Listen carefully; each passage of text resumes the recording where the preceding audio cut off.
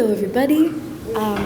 My name is Aisha, and this piece was inspired by a class that I took with Bill last year term, Walking Body, Walking Mind, in which we took different kinds of walks and really learned how to notice and observe and be in space and think about our footsteps and tracing them.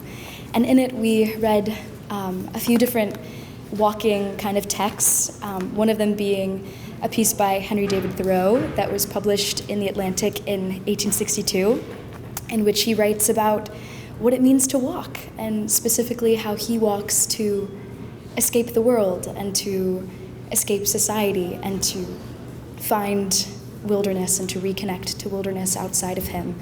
And it really struck me in that I don't think wilderness is necessarily so far away, and I think it exists in human beings and in everything. And most of the walks that I've taken have not been in pristine wilderness. And so this piece is kind of a long monologue of a walk that I took in my home of South Florida in Delray Beach, and is Thoreauian in style, but is a bit of a rebuttal. I wish to speak a word for the city, not for its steel and commerce, nor its measured grids and rising towers, but for the wildness that still breathes beneath its pavement and traverses its paths. I wish to see the city not as mere artifice, a triumph of human order, but as a landscape where nature still lingers, woven into the heavy air, the roots that break through concrete, the hush of waves pressing against the shore at night. Let us not think of the streets as mere corridors of industry, but as rivers of motion, where one might walk not only toward destinations, but also into a deeper presence, into the rhythm of wind through palm fronds, the scent of rain on hot asphalt, the sudden flight of an egret startled from its perch. I wish to make an extreme statement, if only to make an emphatic one.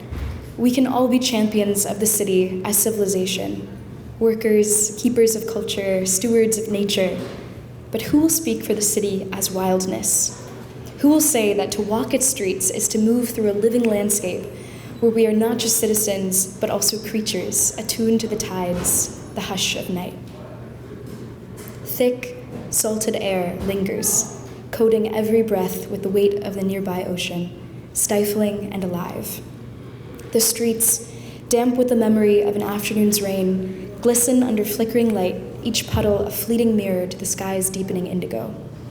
The sidewalk bears its own quiet script, blackened gum pressed into the stone, errant shells carried from unseen shores, numbers scrawled hastily, now half forgotten. And beneath it all, the footprints of 1,000 wanderers, those who came seeking, those who fled, those who simply passed through, each step swallowed by time, yet lingering still, like whispers lost to the wind. A crash, a sudden discord in the city's slow symphony. Glass meets stone, followed by a burst of laughter, brazen and unburdened, as if the very act of breaking were cause for celebration. Street vendors call out, offering mango slices dusted with chili, their sticky sweetness mingling with the scent of fried plantains and gasoline. Murals, bold and sprawling, seem to exhale as night deepens, their colors softening under the dimming sky. Like the saunterers of the Holy Land, the city walker moves not just through space, but through revelation. The hush of an alleyway where ivy creeps and a green parrot alights on a power line, its sharp cry against the drone of traffic. In the city, between waves and skyline, the walker's mind is unshackled from the ordinary. To walk is to reclaim the wildness beneath civilization. It is to notice the golden orb weaver spinning her web, the ghost crab scuttling into the storm drains before dawn, the ibis picking its way through a gas station lot, unbothered by the engine's growl.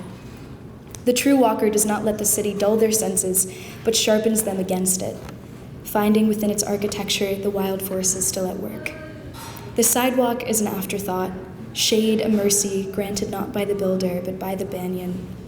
To walk is to listen, to the drip of condensation from an overworked air conditioner, the distant roll of thunder thickening the air with its promise, the low murmur of a steel drum winding through the streets like a stream in search of its course, folding itself into the restless current of voices and passing footsteps. The walker follows the unmapped, the uncertain, perhaps westward, perhaps southward. The city is drawn for the planner's eye, but the walker reads between the lines. Follows not the streets, but the scent of cafe cubano and frangipani dissolving into the morning heat. The slap of dominoes on tabletops, the sand-peppered breeze that insists gently on another way. We do not truly know a place until we have walked it. The road-bound traveler skims the surface. The pedestrian sinks into the soul of a city. In the city, to walk is to defy expectation. The streets were not made for us. The heat conspires against us.